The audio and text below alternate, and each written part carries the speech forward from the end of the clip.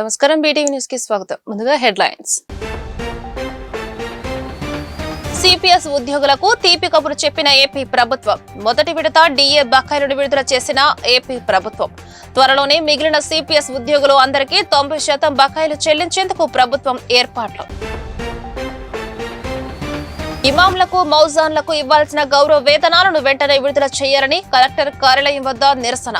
కలెక్టర్కు వినతి పత్రం అందేసిన వైసీపీ మైనార్టీ నేతలు. దసరా ఉత్సవాల నేపథ్యంలో పనుల ఏర్పాట్లను పరిశీలించిన ఎండోమెంట్ కమిషనర్ రామచంద్ర మోహన్. జిల్లా యంత్రాంగం సమన్వయంతో పనులు చేస్తున్నారని కమిషనర్ స్పష్టీకరణ. సిపిఎస్ ఉద్యోగులకు ఆంధ్రప్రదేశ్ రాష్ట్ర ప్రభుత్వం తీపి కబురు చెప్పింది. మొదటి విడత డిఏ బకాయిలను ఏపీ ప్రభుత్వం విడుదల చేసింది. త్వరలోని మిగిలిన సిపిఎస్ ఉద్యోగులు అందరికీ 90% బకాయిలు చెల్లించేందుకు ఏపీ ప్రభుత్వం ఏర్పాట్లు చేసింది. సిపిఎస్ ఉద్యోగులకు ఆంధ్రప్రదేశ్ రాష్ట్ర ప్రభుత్వం తీపి కబురు చెప్పింది. మొదటి విడత డిఏ బకాయిలను విడుదల చేసింది ఏపీ ప్రభుత్వం. త్వరలోని మిగిలిన సిపిఎస్ ఉద్యోగులు అందరికీ 90% బకాయిలు చెల్లించేందుకు ఏర్పాట్లు చేసింది ఏపీ ప్రభుత్వం. సుమారు 6 విడతలుగా ఈ మొత్తం చెల్లింపునకు నిర్ణయం తీసుకుంది. ప్రస్తుతం ఒక్కో ఉద్యోగికి 40,000 నుంచి 70,000 వరకు ఇవాళ వారి అకౌంట్లోకి జమ చేసింది ప్రభుత్వం.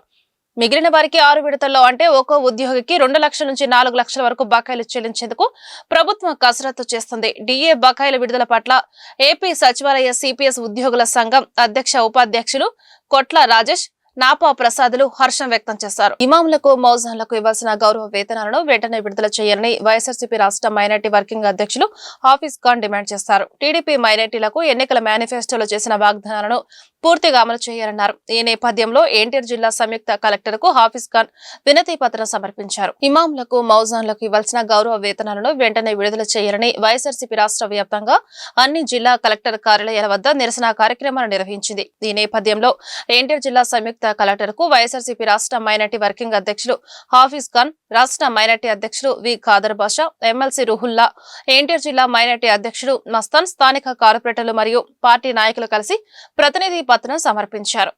పెండింగ్ లో ఉన్న 83 కోట్ల గౌరవ వేతనాలను వెంటనే విడుదల చేయాలన్నారు. రాష్ట్ర వ్యాప్తంగా వైఎస్ఆర్ కాంగ్రెస్ పార్టీ గౌరవ పార్టీ అధ్యక్షులు శ్రీ వైఎస్ జగన్మోహన్ రెడ్డి గారి ఆదేశాల మేరకు మైనార్టీ సోదరుల తరపు నుంచి ఒక నిరసన, అలాగే మెమోరండం ప్రతి కలెక్టర్ ఆఫీస్ దగ్గర పోయి ఇవ్వాలని చెప్పి ఈరోజు పిలుపు ఇవ్వడం జరిగింది. రాష్ట్ర వ్యాప్తంగా ఈరోజు ప్రతి కలెక్టర్ కి కలిసి మేము వినతి పత్రం ఇవ్వడం జరుగుతుంది. ఆ వినతి పత్రం ఏమిటంటే 2014 నుంచి 19 వరకు ఎప్పుడైతే చంద్రబాబు నాయుడు గారు ఉన్నారో అప్పుడు ఇమాంలకు మోజన్లకు 5,000 రూపాయలు 3,000 రూపాయలు ఇచ్చేటోళ్ళు.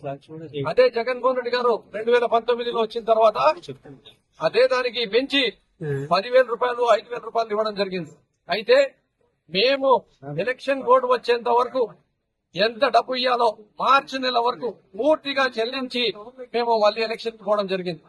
ఈ రోజు గత సంవత్సరం నుంచి చూసుకుంటే 11 నెలల ఆనరేరియం అంటే గౌరవ వేతనము ఈ రోజు పెండింగ్ ఉంది.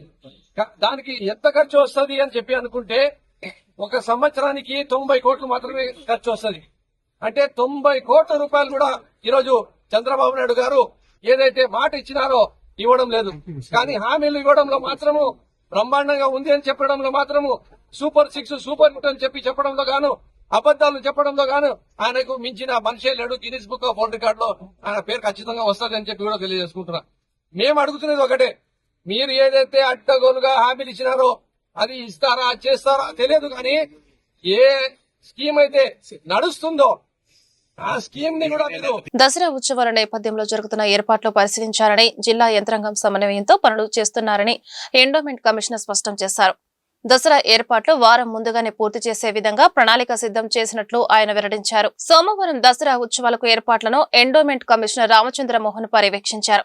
ఈవో సీనా నాయక్ తో కలిసి కనకదుర్గ నగర్ లో జరుగుతున్న పనులను పరిశీలించారు. ఈ సందర్భంగా కమిషనర్ మాట్లాడుతూ రాష్ట్రంలోని అతిపెద్ద పండుగ దసరా ఉత్సవాలను వైభవంగా జరిపించేందుకు అన్ని చర్యలు తీసుకుంటున్నామన్నారు. దసరా ఉత్సవాలకు మాత్రమే సంబంధించిన పనులు, శాశ్వత నిర్మాణాలకు సంబంధించిన పనులు 2 రకాల పనులు జరుగుతున్నాయన్నారు. వచ్చే భక్తులకు, వెళ్లే భక్తులకు నిలుపుదలకు వేరువేరు దారులు ఉంటే ఇబ్బంది ఉండదన్న అవగాహనకు వచ్చామన్నారు. ఉత్సవాల నేపథ్యంలో ఈ నెల 10వ తర్వాత పర్మనెంట్ వరకు నిలుపుదల చేస్తామన్నారు. దసరా ఏర్పాట్లు వారం ముందుగానే పూర్తి చేస్తామన్నారు. ఇంద్రకీలాద్రి దసరా నవరాత్రి ఉత్సవాలు త్వరలో ప్రారంభం కానున్నాయి. పండుగ దగ్గరికి వస్తుంది. సందర్భంగా గత దాదాపు 1.5 నెలలుగా దేవస్థానం ఈవో గారు, దేవస్థానం సిబ్బంది, అదేవిధంగా జిల్లా కలెక్టర్ గారు, సిపి గారు, జిల్లా యంత్రాంగం మొత్తం సమన్వయం చేసుకుంటూ ఏర్పాట్లను ప్రారంభించడం జరిగింది. ఇప్పుడు దసరా ఉత్సవ ఏర్పాట్లు కీలక దశకు చేరుకున్నాయి. రానున్న 10 రోజులు కూడా చాలా కీలకం. ఈ సందర్భంగా ఒకసారి జరుగుతున్న పనులని అన్నింటినీ కూడా సమీక్షించడం కోసం ఈరోజు ఇక్కడికి రావడం జరిగింది. ప్రధానంగా ఇప్పుడు జరిగే పనులు ఇంజనీరింగ్ పనులు చూసుకుంటే 2 రకాలు. పూర్తిగా దసరా ఉత్సవానికి పరిమితమైన తాత్కాలికమైన పనులు, క్యూ లైన్లు, టెంపరీ షెల్టర్స్, ఇటువంటివన్నీ, డ్రింకింగ్ వాటర్, టాయిలెట్స్, ప్రసాదం కౌంటర్లు, ఏర్పాట్లన్నీ తాత్కాలికమైన ఏర్పాట్లు. దాంతోపాటుగా పర్మనెంట్ ఇన్ఫ్రాస్ట్రక్చర్ వర్క్స్ కూడా, మౌలిక వ్యవస్థల పనులు కొనసాగుతూ ఉన్నాయి. దాంట్లో ప్రధానమైనవి ఏంటంటే కనకదుర్గా నగర్లో ఎలివేటెడ్ క్యూ కాంప్లెక్స్, అదేవిధంగా ప్రసాదం పోర్టు జరుగుతున్న భవనం, అదేవిధంగా అన్నప్రసాద భవనం, ఈ 3 కొండ కింద జరుగుతున్న పనులు ముఖ్యమైనవి. అదేవిధంగా కొండ పైన తాత ద్వారా నిర్మాణం చేసుకున్న యాగశాల, అదేవిధంగా దాదాపు పనులన్నీ పూర్తి దశలో ఉన్న పూజా మండపం, ఈ 2 కొండపైన జరుగుతున్న పనులు. ప్రధానంగా కొండ కింద పనులను చూస్తే ఇప్పుడు ఎలివేటెడ్ క్యూ కాంప్లెక్స్ ఈరోజు పూర్తిగా పరిశీలించడం జరిగింది. ఏంటంటే ఇంతకుముందే పూర్తయి ఉండే దసరా నాటికి కొంచెం భక్తులకి అంటే ప్రధానంగా ఏంటంటే వెళ్ళేవాళ్ళు ఒక మార్గంలో, వచ్చేవాళ్ళు ఒక మార్గంలో వస్తే భద్రత దృష్ట్యా చాలా సేఫ్. అది విజయవాడ నగరం ఆంధ్ర రాష్ట్రానికే కాదు, భారతదేశానికి నడిబొట్టు లాంటి నగరమని ఎమ్మెల్యే గద్దె రామ్మోహన్ అన్నారు. దేశంలో అతిపెద్ద రైల్వే జంక్షన్ కలిగిన నగరం విజయవాడ అని పేర్కొన్నారు. కొన్ని అడ్డంకుల వలన విజయవాడకు రావాల్సిన ఘనకీర్తి రాలేదని చెప్పారు. విజయవాడ చరిత్రను ప్రపంచ పటంలో పెట్టడానికి సీఎం చంద్రబాబు ఎంతో కృషి చేస్తున్నారని చెప్పారు. దసరా ఉత్సవాలను మైసూరు కంటే మిన్నగా జరిగేలా వైబ్రెంట్ విజయవాడ పేరుతో విజయవాడ ఉత్సవ కార్యక్రమానికి శ్రీకారం చుట్టారని తెలిపారు. విజయవాడ తూర్పు నియోజకవర్గం రాణిగారి తోట తెలుగుదేశం పార్టీ ఆఫీస్ వద్ద నిరుపేదలకు బళ్లు పంపిణీ కార్యక్రమాన్ని నిర్వహించారు. ఈ కార్యక్రమంలో పాల్గొన్న ఎమ్మెల్యే గద్దె రామ్మోహన్ నిరుపేద కుటుంబానికి చెందిన వారికి స్వయం ఉపాధి చేసుకునే నిమిత్తం టిఫిన్ బండి, ఇస్త్రీ బండి అందజేశారు. ఈ సందర్భంగా ఎమ్మెల్యే మాట్లాడుతూ రాష్ట్ర విభజన అనంతరం సీఎం చంద్రబాబు రాజధాని నగరం ప్రకటన, అమరావతి నగర నిర్మాణం మొదలైన తర్వాత ఉన్నత స్థితికి వెళ్లిన నగరం వైసీపీ ప్రభుత్వంలో మళ్లీ అంధకారంలోకి వెళ్లిపోయిందన్నారు. విజయవాడ చరిత్రను ప్రపంచ పటంలో పెట్టడానికి సీఎం చంద్రబాబు ఎంతో కృషి చేస్తున్నారని చెప్పారు. దసరా ఉత్సవాలను మైసూరు కంటే మిన్నగా జరిగేలా వైబ్రెంట్ విజయవాడ పేరుతో విజయవాడ ఉత్సవ కార్యక్రమానికి శ్రీకారం చుట్టడం జరిగిందన్నారు. సింగపూర్ కేవలం పర్యాటకం ద్వారా అభివృద్ధి చెందిందని, అదేవిధంగా నగరాన్ని పర్యాటకంగా అభివృద్ధి చేసేందుకు చంద్రబాబు కృషి చేస్తున్నారని తెలిపారు. విజయవాడ కీర్తిని పతాక స్థాయిలోకి తీసుకువెళ్లేందుకు అందరూ కృషి చేయాలన్నారు. విజయవాడ నగరం ఒక ఆంధ్ర రాష్ట్రానికే నడిబొడ్డు కాదు, భారతదేశానికి కూడా ఇది నడిబొడ్డు లాంటి ప్రాంతం. ఎందుకంటే భారతదేశంలో అతిపెద్ద రైల్వే జంక్షన్ ఏదైనా ఉందంటే అది విజయవాడ నగరం. ఇటు కలకత్తా, లేకపోతే చెన్నై, బాంబే, ఢిల్లీ, వీటన్నిటికి కూడా సెంట్రల్ ప్లేస్లో లొకేట్ అయిన పట్టణం. దీనికి రావాల్సినంత ఘనకీర్తి ఎప్పుడూ రావాల్సి ఉంది, కానీ కొన్ని అడ్డంకుల వలన రాలేకపోయినా ఈ రాష్ట్రం విభజన చెందిన తర్వాత, రెండోసారి విభజన చెందిన తర్వాత అటు తమిళనాడు నుంచి బయటకు వచ్చినప్పుడు కానీ, ఈరోజు తెలంగాణ నుంచి బయటకు వచ్చినప్పుడు రెండోసారి వచ్చిన తర్వాత నారా చంద్రబాబు నాయుడు గారు మొట్టమొదటిగా విజయవాడ నగరం నూతన ఆంధ్ర రాష్ట్ర రాజధాని నగరం అని చెప్పి అనౌన్స్ అయిన తర్వాత, అమరావతి నగర నిర్మాణం మొదలైన తర్వాత ఒక ఉచ్చస్థితికి వెళ్ళిన విజయవాడ నగరం, ఆ తర్వాత వచ్చిన జగన్మోహన్ రెడ్డి గారి ప్రభుత్వం వలన మరలా అనేకమైన రాత్రి చంద్రగ్రహణం వచ్చినట్టే ఈ రాష్ట్రానికి ఒక గ్రహణం పట్టి వెలుగులోకి రాలేకపోయింది. ఇప్పుడు ముఖ్యమంత్రి ఏంటో అన్నారు చంద్రబాబు నాయుడు గారు. విజయవాడ చరిత్రని ప్రపంచ పటంలో పెట్టడానికి, ఏ విధంగా హైదరాబాద్ నగరాన్ని ప్రపంచ సుందర నగరంగా తీర్చిదిద్దిన దాంట్లో ప్రధానమైన పాత్ర నారా చంద్రబాబు నాయుడు గారిది మనందరూ తెలిసిన విషయం. అదే విధానంలో విజయవాడ చరిత్రని ముందుకు తీసుకెళ్ళడానికి విజయవాడ ఉత్సవం అని దసరా సందర్భంగా మైసూర్లో జరిగే ఉత్సవాల కంటే మిన్నగా జరిపేదానికి ఇవాళ వైబ్రెంట్ విజయవాడ అని చెప్పి కార్యక్రమంతో మొదలవుతూ ఉంది. ఒక నెల రోజుల పాటు జరిగే ఈ కార్యక్రమాల్లో విజయవాడ విజయవాడే కాదు, భారతదేశంలో నలుమూల నుంచి తెలుగువారు వచ్చి ఈ కార్యక్రమంలో పలుకునేటట్టు ఏర్పాటు చేయటమే కాకుండా ప్రతి సోమవారం నిర్వహించే ప్రజా ఫిర్యాదుల పరిష్కార వేదికను విజయవాడ నగరపాలక సంస్థ ప్రధాన కార్యాలయంలో గల కమాండ్ కంట్రోల్ రూమ్ లో ప్రజా ఫిర్యాదుల పరిష్కార వేదికను అదనపు కమిషనర్ డాక్టర్ డి చంద్రశేఖర్ నిర్వహించారు. ఈ సోమవారం ప్రజా ఫిర్యాదుల పరిష్కార వేదికలో 7 ఫిర్యాదులు అందగా అందులో పట్టణ ప్రణాళికకు సంబంధించినవి 3, ఇంజనీరింగ్ కి 2, రెవెన్యూ 1, ఎస్టేట్ 7 మొత్తం కలిపి 7 ఫిర్యాదులను అందుకున్నారు అధికారులు. ఈ కార్యక్రమంలో chief engineer R Srinath Reddy, chief medical health officer doctor K Arun Rao, deputy director Chandrasekhar, estate officer A Sridhar, biologist Kameswararao తదితరులు పాల్గొన్నారు. రాష్ట్ర ప్రభుత్వం ప్రజా సమస్యల పరిష్కార వేదికకు అత్యంత ప్రాధాన్యతనిస్తుందని కలెక్టర్ లక్ష్మీషా అన్నారు. ప్రతి అర్జీపైన ప్రత్యేక దృష్టి పెట్టి సమస్యను పరిష్కరించాలని జిల్లా కలెక్టర్ డాక్టర్ జి లక్ష్మీషా ఆదేశించారు. సోమవారం collector Lakshmisha joint collector S ఇలక్కియాతో కలిసి పీజీఆర్ఎస్ ద్వారా అర్జీలు స్వీకరించారు. ఈ కార్యక్రమంలో మొత్తం 119 అర్జీలు వచ్చాయి. పోలీస్ శాఖకు సంబంధించిన 24, రెవెన్యూ 18, విజయవాడ నగరపాలక సంస్థ 18, డిఆర్డీఏ 8, విభిన్న ప్రతిభావంతులు 7, పంచాయతీరాజ్ 7, విద్యాశాఖ 5, పౌర సరఫరాలు 4, వైద్యం 3, registration and stamps 3, DCO 2, marketing 2, సాంఘిక సంక్షేమం 2, సర్వే 2, రవాణా శాఖకు సంబంధించి 2 అర్జీలు వచ్చాయి. వ్యవసాయం, విద్యుత్, ఏపీఐడిసి, ఏపీఐఎస్ఆర్టీసీ, ఏపీఎస్డబ్ల్యూ, ఆర్ఈఈఏఎస్, డ్వామా, ఎండోమెంట్, సాంకేతిక విద్య, కార్మిక, బ్యాంకింగ్ సేవలు, మైనార్టీ, కాలుష్య నియంత్రణ శాఖలకు సంబంధించి ఒక్కో అర్జీ వచ్చాయి. ఈ సందర్భంగా కలెక్టర్ లక్ష్మీషా మాట్లాడుతూ ప్రతిరోజు కొంత సమయాన్ని పీజీఆర్ఎస్ అర్జీల పరిష్కారానికి కేటాయించారన్నారు. చంద్రబాబు హయాంలోనే రైతులు రోడ్డున పడుతున్నారని, ఎన్నడూ లేని విధంగా యూరియా కోసం రైతులు క్యూ లైన్ లో నిలబడాల్సిన పరిస్థితి కూటమి ప్రభుత్వంలో వచ్చిందని మాజీ మంత్రి వెల్లంపల్లి శ్రీనివాసరావు ఆరోపణలు చేశారు. ఈ నెల 9న రైతుల కోసం నందిగమ ఆర్డీఓ కార్యాలయం ముందు ధర్నా నిర్వహిస్తున్నట్లు వెల్లడించారు. గణపతి పందిళ్లకు ఉచిత కరెంటు అంటూ గొప్పలు చెప్పిన ప్రభుత్వం ఉత్సవాల నిర్వాహకులను ఎన్నో ఇబ్బందులకు గురిచేసిందన్నారు. మాజీ మంత్రి వెల్లంపల్లి శ్రీనివాసరావు ఆధ్వర్యంలో పశ్చిమ నియోజకవర్గ వైసీపీ కార్యాలయంలో మీడియా సమావేశం నిర్వహించడం జరిగింది. ఈ సమావేశంలో మాజీ మంత్రి వెల్లంపల్లి, నగర మేయర్ భాగ్యలక్ష్మి, వైసీపీ కార్పొరేటర్లు, ముఖ్య నాయకులు పాల్గొన్నారు. ఈ సందర్భంగా వారు మాట్లాడుతూ ఏపీలో రైతుల ఇబ్బందులపై రాష్ట్ర వ్యాప్తంగా ఈ నెల 9న ఎరువుల కొరతపై ఆర్డీఓలకు వినతి పత్రం అందజేస్తామన్నారు. ఎన్నడూ లేని విధంగా యూరియా కోసం రైతులు క్యూ లైన్లలో నిలబడుతున్నారన్నారు. చంద్రబాబు రైతుల వ్యతిరేకని, ఎప్పుడు పెట్టుబడిదారులకే వతాసు పలుకుతారన్నారు. లైన్లో నుంచుంటే తప్పేంటంటూ అచ్చెన్నాయుడు రైతులపై చేసిన వ్యాఖ్యలు అత్యంత హేయమైన చర్యగా భావించారు. ఈ నెల 9న రైతుల కోసం నందిగమ కార్యాలయం ముందు ధర్నాలో అందరూ పాల్గొని జయప్రదం చేయాలని కోరారు. ఏదైతే ఆంధ్ర రాష్ట్రంలో రైతులు పడుతున్న ఇబ్బందుల మీద కానీ, రైతులు చెందుతున్న ఆవేదన మీద కానీ, రైతుల యొక్క కష్టాల మీద వైఎస్ఆర్సీపీ తరఫున కలం విప్పాలని చెప్పిన కూడా మా నాయకుడు జగన్మోహన్ రెడ్డి గారు ఆదేశాల మేరకు రాష్ట్ర వ్యాప్తంగా కూడా ఎల్లుండి 9వ తారీఖు నాడు ప్రతి ఆర్డీఓ కార్యాలయంలో ఎరువుల కొరత మీద ఆర్డీఓలందరికీ కూడా వినతి పత్రం ఇచ్చే విధంగా రాష్ట్ర పార్టీ పిలుపు మేరకు ఎన్టీఆర్ జిల్లాలో నందిగామ ఆర్డీఓ ఆఫీస్కి రైతులు, పార్టీ నాయకులంతా కలిసి ఎరువుల కొరత మీద రైతులు పడుతున్న కష్టాలని అధికారులకి, కూటమి ప్రభుత్వానికి తెలిసే విధంగా కార్యక్రమం చేయాలని చెప్పని నిర్ణయించుకోవడం జరిగింది.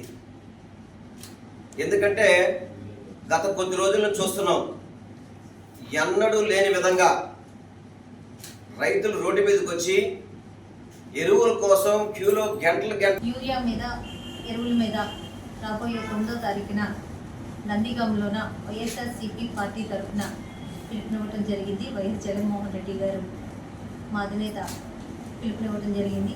ఈరోజు ఈ కార్యక్రమాన్ని మా మాజీ మంత్రివర్యులు మా వెల్లంపల్లి శ్రీనివాసరావు గారి ఆధ్వర్యంలోన మా కార్పొరేటర్లు, మా పార్టీ నాయకులు అందరం కలిసి రేపు 9వ తారీఖున నందిగాంలో జరగబోయే కార్యక్రమానికి పార్టీకి పిలుపునిచ్చే విధంగా పార్టీ నాయకులు, కార్యకర్తలు అందరం కలిసి యూరియా ఎరువులు ఏ రకంగా రైతులకి అందకుండా ఈ కూటమి నాయకులు చేస్తున్న ఈ కుటుల పరిపాలన గురించి తెలియజేసే విధంగా వాళ్ళ పరిపాలనని తీవ్రంగా ఖండించి రైతులకి న్యాయం చేసే విధంగా మేము 9వ తారీఖున మా పార్టీ పిలుపునివ్వడం జరిగింది కాబట్టి పార్టీ తరఫున మేము రైతులకు అండగా నించుని 9వ తారీఖున భారీ ఎత్తున రాష్ట్ర వ్యాప్తంగా ప్రతి డిఎస్సిలో ఫిజికల్ ఎఫిషియన్సీ టెస్ట్ నిర్వహించాలని, ఫిజికల్ ఎడ్యుకేషన్ లో బోగస్ సర్టిఫికెట్స్ పై రీవెరిఫికేషన్ జరపాలి. ఏపీ వ్యాయామ విద్యా పోరాట సమితి రాష్ట్ర కార్యదర్శి దేవేంద్ర గౌడ్ రాష్ట్ర ప్రభుత్వాన్ని డిమాండ్ చేశారు. ఉద్యోగాలు చేస్తూ ఫిజికల్ ఎడ్యుకేషన్ సర్టిఫికెట్ తెచ్చుకున్న వాళ్లు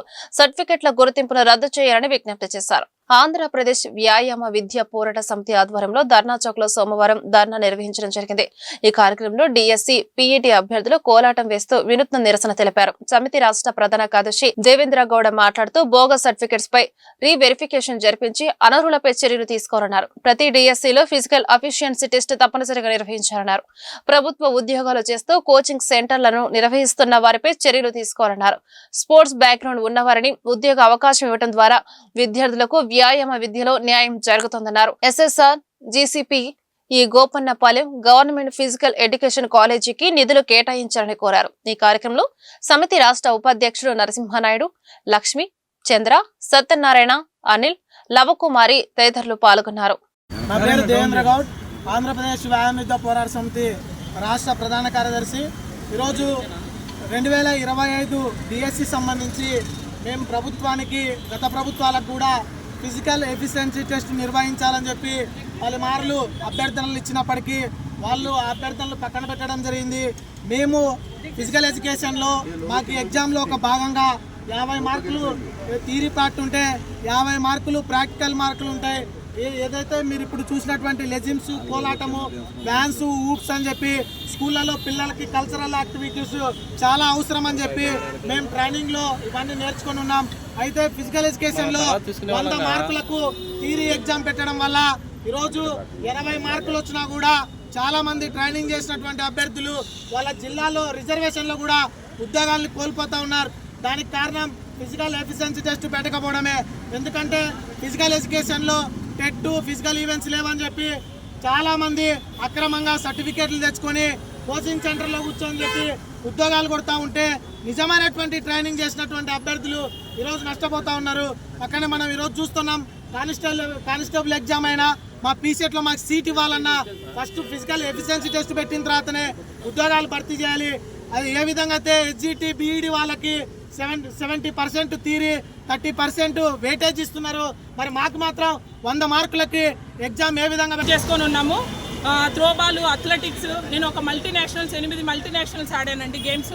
ఈరోజు నాకు ఉద్యోగం అనేది రాకపోవడం చాలా దురదృష్టవంతము. ఎందుకంటే 1635 పోస్టులు ఉన్నప్పుడే మా లాంటి స్పోర్ట్స్ పర్సన్స్కి ఉద్యోగాలు రాకపోతే జిల్లాకి 50-40 ఉన్నప్పుడు అసలు రావండి. అధికారులు ఏమంటున్నారంటే మేము చాలా అద్భుతంగా నిర్వహించాం మెగా డిఎస్సి అనేది. ఇది మెగా డిఎస్సి కాదు, ఫస్ట్ ఆఫ్ ఆల్ దగా డిఎస్సి, ఎస్పెషల్లీ స్పోర్ట్స్ పర్సన్స్కి. ఆయన కన్వీనర్ గారు అంటారు చాలా ఈజీగా మీకు ఇక్కడ అన్యాయం జరుగుతుంది కాబట్టి ఈవెంట్స్ పెట్టట్లేదు కాబట్టి మేము 3% స్పోర్ట్స్ కోటా అనేది ఇస్తామంటున్నారు. స్పోర్ట్స్ కోటా అనేది ఇవ్వాల్సింది స్పోర్ట్స్ వాళ్ళకండి. మిగతా Telugu, English, social, biology, maths ఈ సబ్జెక్టులకు కాదండి స్పోర్ట్స్ కోటా ఇవ్వాల్సింది స్పోర్ట్స్ పర్సన్స్ కండి. స్పోర్ట్స్ కోటా అని చెప్పి మాకు ఇంకొక అభియోగం మోపారు. ఏంటంటే only certificates, gold medal, silver medal ఉన్న వాళ్ళకి మాత్రమే ఇస్తున్నారు. ప్రతిసారి ఆంధ్రప్రదేశ్లో ప్రతి గేమ్ గోల్డ్, సిల్వర్ మెడల్స్ అనేవి కొట్టుకొని రావు. పార్టిసిపేషన్ సర్టిఫికెట్ కూడా ఉంటాయి. పార్టిసిపేషన్ సర్టిఫికెట్ తీసుకున్న పిల్లలు ఈరోజు అన్యాయం అయిపోతున్నారు. ఈ స్పోర్ట్స్ కోటాలో అందరూ కూడా ఫస్ట్ నుంచి కూడా గేమ్స్ నమ్ముకుని ఉన్నారు. అన్స్పోర్ట్స్ పర్సన్కి ఏమైందంటే ఎస్ఏ, బిఈడి, ఎస్జిటి చేసిన వాళ్ళకి టెస్ట్ అనేది ముఖ్యమంత్రి చంద్రబాబు నాయుడు గారు నిర్వచించింది. ఈసారి ఎందుకు తీశారనేది మాకు తెలియదు. కాబట్టి ముఖ్యంగా అధికారులు మేము తెలియజేసింది ఏదంటే ఫిజికల్ ఎఫిషియన్సీ టెస్ట్ అనేది నిర్వచిస్తే నాన్ స్పోర్ట్స్ వాళ్ళు ఎవరు కూడా రారు. అయితే అధికారులు చెప్పిన మాట మాకు స్పోర్ట్స్ ఎందుకు నిర్వచించట్లేదు ఈవెంట్స్ అని అడిగినప్పుడు 2018లో అవకతవకలు జరిగాయని చెప్పారు. కానీ అది అవాస్తవం. ఎందుకంటే 2018లో ఎటువంటి అవకతవకలు జరగలేదు. అది కోర్టు నుంచే తీర్పు వచ్చింది. ఎటువంటి జరగలేదని. అది అధికారులు కూడా తెలుసు. కొంతమంది కోచింగ్ సెంటర్ వాళ్ళు ఏం చేశారంటే వాళ్ళ స్వార్థం కోసం ఈ థియరీ సబ్జెక్ట్ని తీసుకొని 100 మార్క్స్కి కూడా ఖచ్చితంగా వాళ్ళు ఎగ్జామ్ పెట్టాలని కోరారు.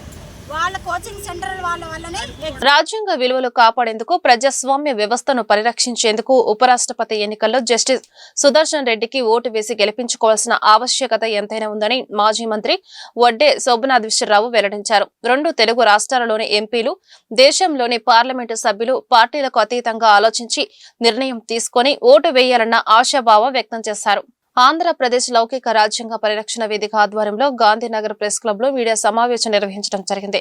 ఈ కార్యక్రమంలో మాజీ మంత్రి వడ్డే శోభనాద్విశ్వరరావు, మాజీ ఎమ్మెల్సీలు జెల్లీ విల్సన్, లక్ష్మణరావు, ఆంధ్రప్రదేశ్ లౌకిక రాజ్యాంగ పరిరక్షణ వేదిక సభ్యులు షేక్ బాజీ తదితరులు పాల్గొన్నారు. ఈ సందర్భంగా వారు మాట్లాడుతూ నేడు దేశంలో భారత రాజ్యాంగం పౌరులకు కల్పించిన ప్రాథమిక హక్కులకు విలువ లేకుండా పోయిందన్నారు.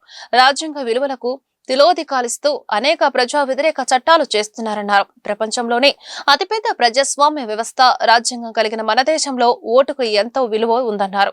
దేశంలో బీజేపీ ప్రభుత్వ ఎన్నికల వ్యవస్థను భ్రష్టు పట్టించిందన్నారు. తెలుగు రాష్ట్రాలు, ఆంధ్రప్రదేశ్, తెలంగాణ రాష్ట్రాలలో ఏ పార్టీకి చెందినప్పటికీ కూడా గౌరవ పార్లమెంట్ సభ్యులు జస్టిస్ సుదర్శన్ రెడ్డి గారికి ఓటు వేసి గెలిపించవలసినటువంటి ఆవశ్యకత ఎంతైనా ఉంది. ఈరోజు భారతదేశంలో రాజ్యాంగం ప్రసాదించిన ప్రాథమిక హక్కులకు విలువ లేకుండా పోతుంది. అట్లాగే పత్రికా స్వాతంత్రం మంటగచ్చిపోతూ ఉంది. ప్రతిపక్షాలే కాదు, సామాజిక కార్యకర్తల యొక్క నోళ్లు కూడా కట్టేసే విధంగా చాలా దౌర్భాగ్య చట్టాలు ప్రయోగించి ఈడీ కానీ, పిఎంఎల్ఏ అని, అట్లాగే ఓపా అని వీటన్నిటిని పెట్టి జైల్లో కుక్కుతూ ఉన్నటువంటి పరిస్థితులు జరుగుతున్నాయి. అన్ని వ్యవస్థల్ని కూడా భ్రష్టు పట్టించారు. స్వతంత్రంగా పనిచేసే పరిస్థితి లేదు. వల్ల ఈడీ కానీ, అట్లాగే కాగ్ కానీ ఏ సంస్థ కూడా సరిగ్గా పనిచేయట్లా. పైపెట్టి సుప్రీంకోర్టు మన భారతదేశం ప్రపంచంలోనే అతిపెద్ద ప్రజాస్వామ్య దేశం. ఒక్క ఓటుతో ఒక అసెంబ్లీ సీటు గెలవటం జరుగుతుంది. ఒక్క సీటు తేడాతో రాష్ట్రంలో ప్రభుత్వం ఒక పార్టీ ఏర్పాటు చేస్తుంది. అంటే ఓటుకి అంత విలువ ఉంది. అటువంటి ఆ ఎన్నికల ప్రక్రియ, ఓటింగ్ నమోదు చేయటం, ఓటర్లని ఇదంతా కూడా భ్రష్టు పట్టించేసింది ఎలక్షన్ కమిషన్.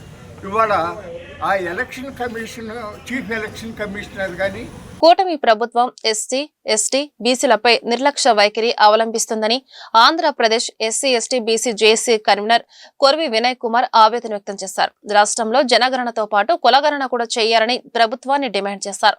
గత ప్రభుత్వం నిలిపివేసిన అన్ని పథకాలను కొనసాగించాలని ప్రభుత్వాన్ని కోరారు. Andhra Pradesh SC, ST, BC JAC ఆధ్వర్యంలో గాంధీనగర్ ప్రెస్ క్లబ్ లో సమావేశం జరిగింది.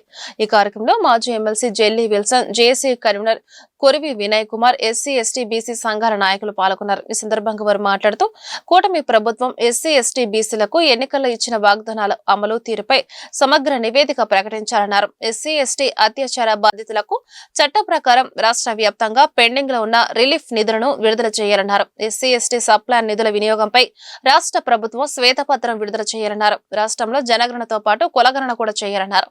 గత ప్రభుత్వంలో నిలిపివేసిన అన్ని సంక్షేమ పథకాలను కూటమి ప్రభుత్వం కొనసాగించాలని కోరారు. అనేది సక్రమంగా జరగాలి. గతంలో ఉన్నటువంటి చట్టాలన్నింటినీ కూడా పక్కాగా అమలు జరిపించాలి. ఇవాళ దానికి సరైనటువంటి నిర్వచనం చేసింది రాజశేఖర రెడ్డి గారి హయాంలో.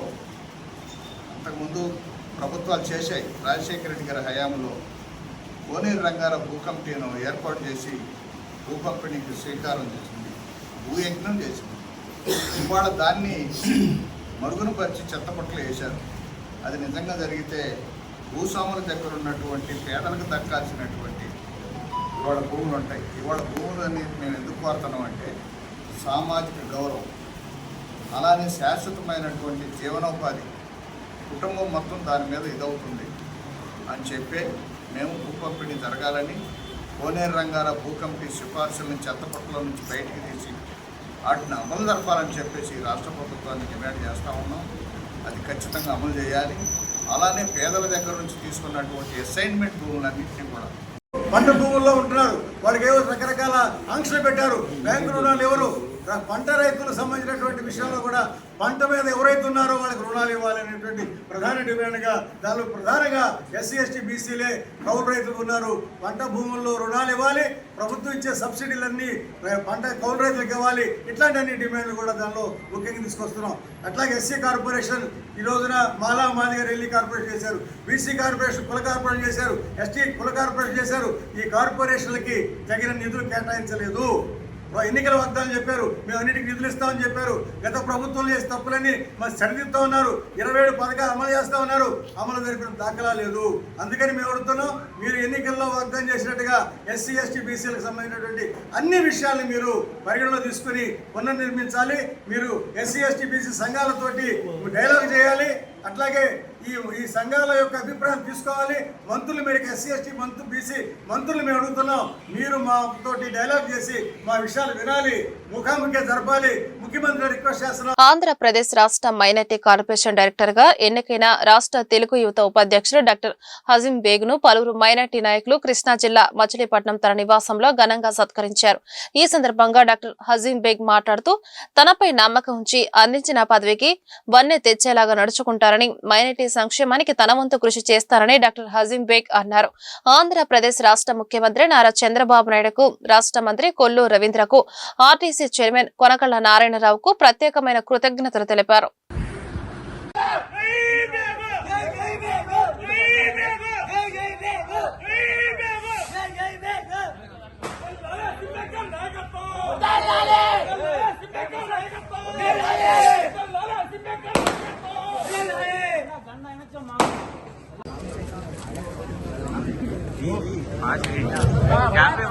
విజయవాడ నగరంలో కిష్కిందపురి చిత్ర యూనిట్ సందడి చేసింది. తాను తొలిసారిగా హర్రర్ చిత్రంలో నటించానని, ఈ నెల 12న తాను నటించిన కిష్కిందపురి చిత్రం విడుదల కానుందని, ప్రేక్షకులు తమ చిత్రాన్ని వీక్షించి విజయవంతం చేయాలని హీరో బెల్లంకొండ శ్రీనివాస్ కోరారు. బందర్ రోడ్ లోని ఒక హోటల్లో ఏర్పాటు చేసిన విలేకరుల సమావేశంలో చిత్ర హీరో బెల్లంకొండ శ్రీనివాస్ మాట్లాడుతూ, డైరెక్టర్ కౌశిక్ ఈ కథని గత ఏడాది ఫిబ్రవరిలో చెప్పారు.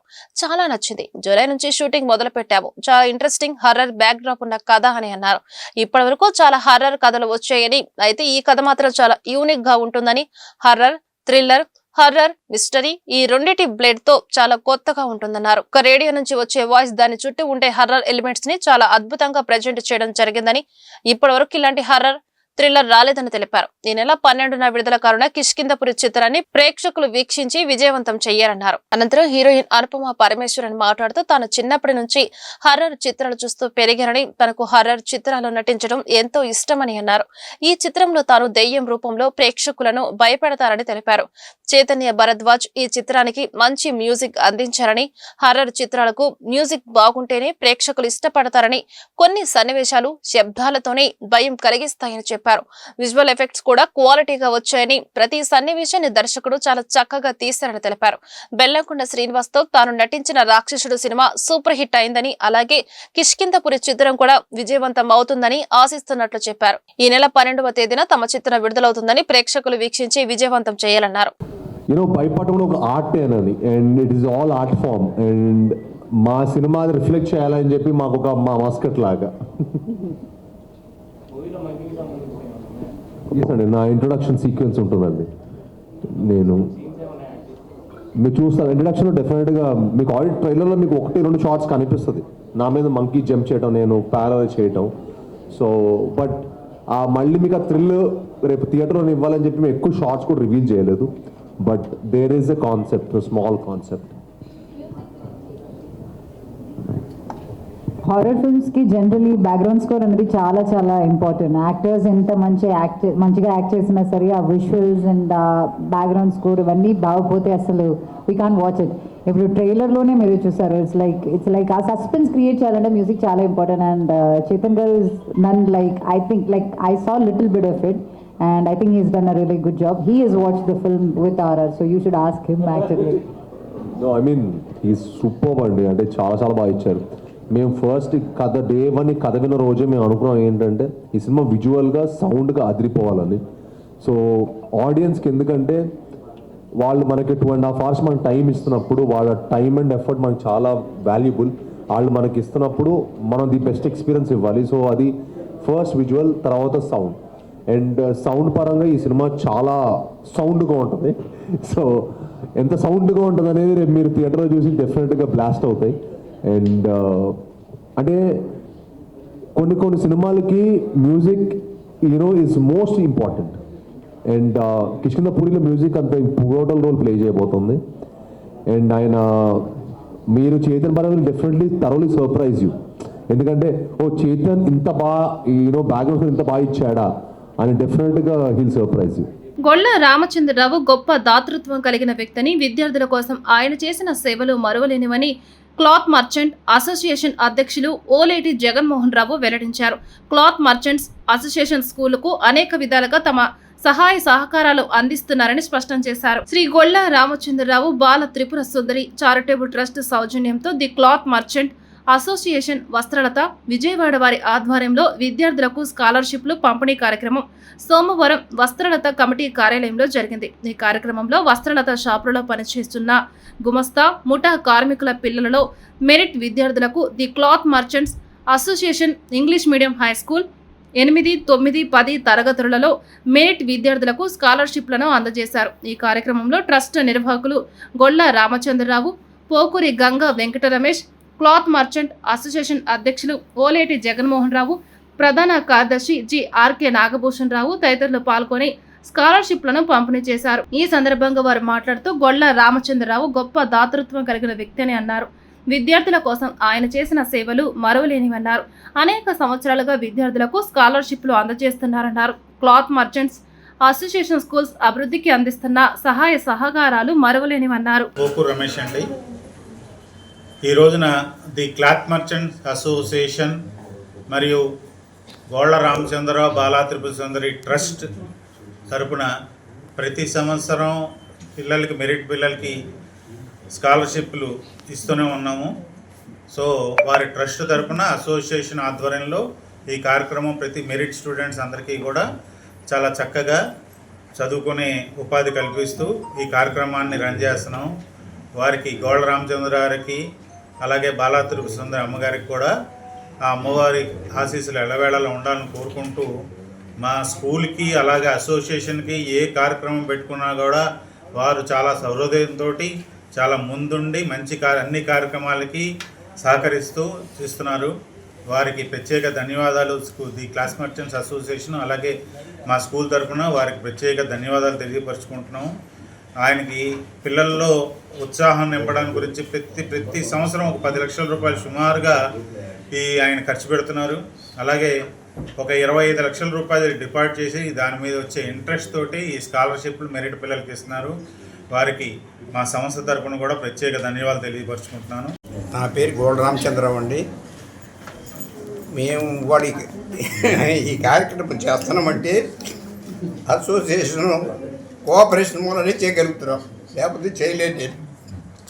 నాకు ఎంత కెపాసిటీ ఉన్నా కూడా నాకు సపోర్ట్ చేసే మనుషులు లేరు. అందుకని అసోసియేషన్ ద్వారానే చేస్తున్నాం. ఉత్తరోత్తర కూడా అసోసియేషన్ ద్వారా ఏ కార్యక్రమాన్ని చేయడానికి నేను రెడీయే. ఫస్ట్ స్కూల్లో ఏ కార్యక్రమాలు కావాలంటే ముందు అనౌన్స్ చేయండి, ఎవరన్నా వస్తే ముందు వాళ్ళకి ఇవ్వండి, ఎవరు రాకపోతే నేను చేయడానికి రెడీగానే ఉన్నాను. అట్లాగే చేస్తాను, అప్పటి వరకు అట్లాగే చేస్తాను.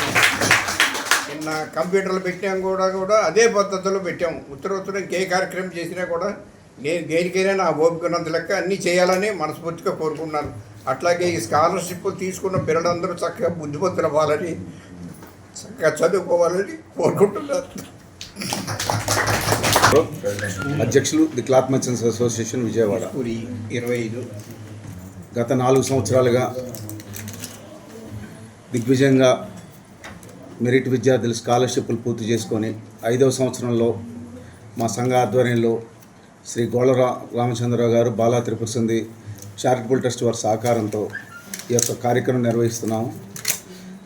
మా యొక్క అసోసియేషన్ స్కూల్లో ఉన్న మెరిట్ విద్యార్థులు ఒక 25 మందికి, అలానే డిగ్రీ ఇతరత్ర ప్రొఫెషనల్ కోర్సులు చదువుతున్న మెరిట్ విద్యార్థులకు సుమారు ఒక 70 మందికి ప్రతి సంవత్సరం గోళ్ళ రామచంద్రరావు గారి చేతుల మీదుగా ఈ స్కాలర్షిప్లు అందజేయడం జరుగుతుంది. వారు చాలా దాతృత్వం కలిగిన వ్యక్తి. శ్రీ గోళ్ళ రామచంద్రరావు గారు మా సంఘ స్కూల్కి ఎంతో సహాయ సహకారాలు అందించారు. వారు ఎల్లవేళ గత 10 సంవత్సరాల నుంచి మా స్కూల్ యొక్క అభివృద్ధికి ఎంతో పాటుపడి ఉన్నారు. వారు ఇలాంటి కార్యక్రమాలు మరెన్నో దిగ్విజయంగా పూర్తి చేయాలని చెప్పి కోరుకుంటున్నాము. అలానే ఈ స్కాలర్షిప్ పొందుతున్న విద్యార్థులు వార్తలు ముగించే ముందు హెడ్లైన్స్ మరొకసారి. సిపిఎస్ ఉద్యోగులకు తీపి కబురు చెప్పిన ఏపీ ప్రభుత్వం. మొదటి విడత డిఏ బకాయిలను విడుదల చేసిన ఏపీ ప్రభుత్వం. త్వరలోనే మిగిలిన సిపిఎస్ ఉద్యోగులు అందరికీ 90% బకాయిలు చెల్లించేందుకు ప్రభుత్వం ఏర్పాట్లు. ఇమాంలకు మౌజాన్లకు ఇవ్వాల్సిన గౌరవ వేతనాలను వెంటనే విడుదల చేయాలని కలెక్టర్ కార్యాలయం వద్ద నిరసన. కలెక్టర్కు వినతి పత్రం అందేసిన వైసీపీ మైనార్టీ నేతలు. దసరా ఉత్సవాల నేపథ్యంలో పనుల ఏర్పాట్లను పరిశీలించిన ఎండోమెంట్ కమిషనర్ రామచంద్ర మోహన్. జిల్లా యంత్రాంగం సమన్వయంతో పనులు చేస్తున్నారని కమిషనర్ స్పష్టీకరణ. ఈ వార్తలు ఇంతటితో సమాప్తం. నమస్కారం.